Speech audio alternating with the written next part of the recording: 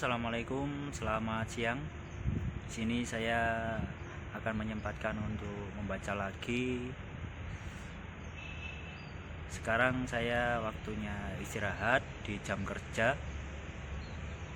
Kita sempatkanlah 5 menit atau 10 menit. Yang penting kita mau membaca.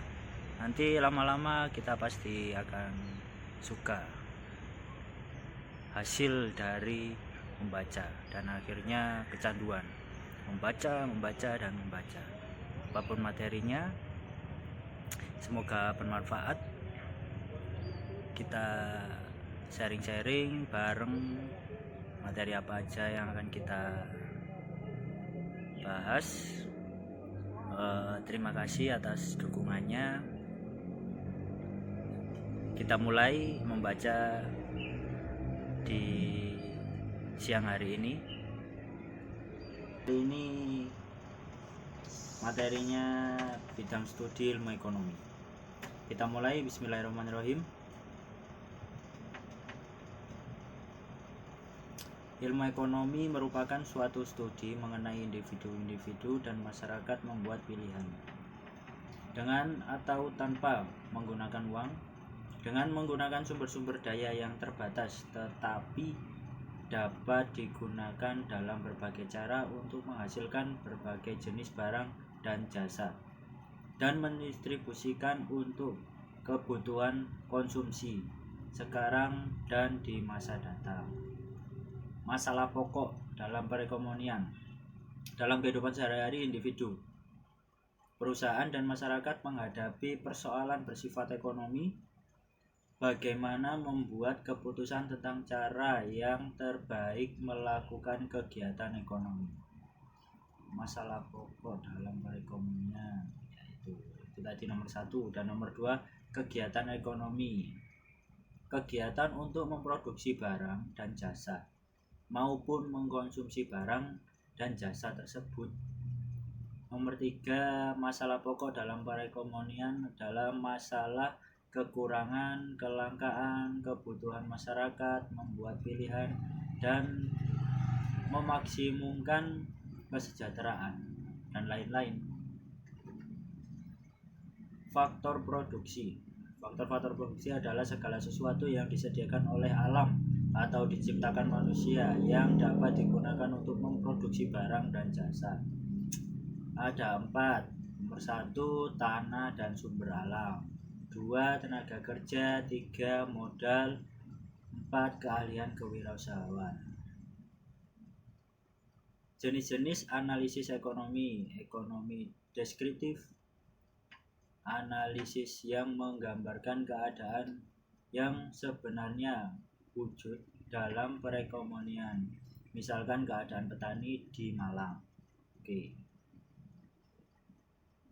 Teori ekonomi merupakan pandangan-pandangan yang menggambarkan sifat-sifat hubungan yang berwujud dalam kegiatan ekonomi dan ramalan tentang peristiwa yang terjadi jika suatu keadaan yang mempengaruhinya mengalami perubahan.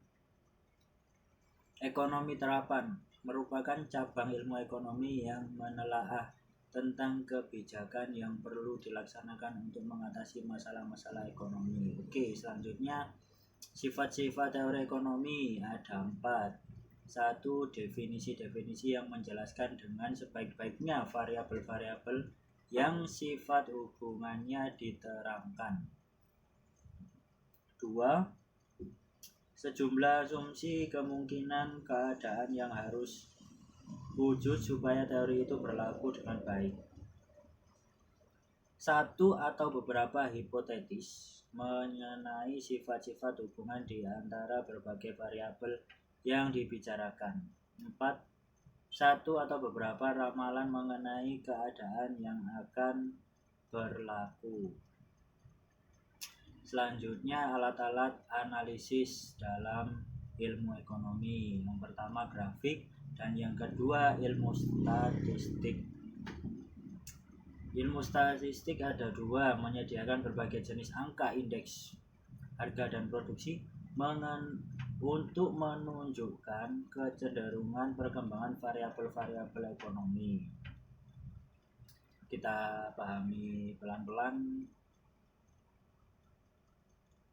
Dan nomor 2, menguji atau menyelidiki kebenaran pandangan dalam teori-teori ekonomi. Oke.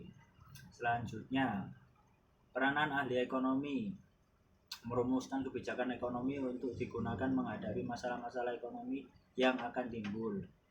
Oke, itu pasti haruslah meliputi tujuan dari kebijakan yang dijalankan. 2, cara-cara yang akan dilaksanakan untuk mencapai tujuan. 3, jenis pengorbanan yang harus dibuat. 4, akibat buruk yang mungkin berlaku. 5, menjajaki alternatif yang lain yang lebih baik. Oke, selanjutnya teori ekonomi mikro dan teori ekonomi makro. Teori ekonomi mikro mempelajari bagian kecil dalam keseluruhan kegiatan ekonomi, terutama menyangkut tentang individu, perusahaan, dan masyarakat. 1, interaksi di pasar barang. 2, tingkah laku penjual dan pembeli. 3, interaksi di pasar barang. 4, bagaimana cara menggunakan faktor-faktor produksi yang tersedia. 5, efisien agar kemakmuran dapat dimaksimumkan. Nah, efisien ini efisiensi SDM, efisiensi gaji, mampus. Teori ekonomi makro, analisis terhadap keseluruhan kegiatan ekonomi. 2, analisanya bersifat umum dan tidak memperhatikan kegiatan ekonomi yang kecil. 3, pengeluaran agregat. 1, konsumsi rumah tangga. 2, pengeluaran pemerintah. 3, investasi. 4, ekspor impor. Terakhir, kebijakan fiskal dan moneter. Oke, sekian. Terima kasih. Semoga bermanfaat.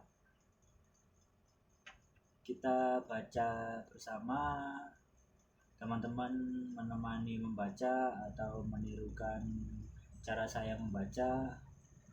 Ya, kalau sekedar membaca mungkin males, hanya sekedar membaca sedikit-sedikit mungkin gak mau. Kita cari cara agar membaca itu menyenangkan. Ya, mungkin ini cara saya untuk membaca lebih semangat bersama teman-teman. Mencari teman membaca itu mungkin lebih seru. Terima kasih. Selanjutnya akan saya carikan materi baru. Dan assalamualaikum warahmatullahi wabarakatuh.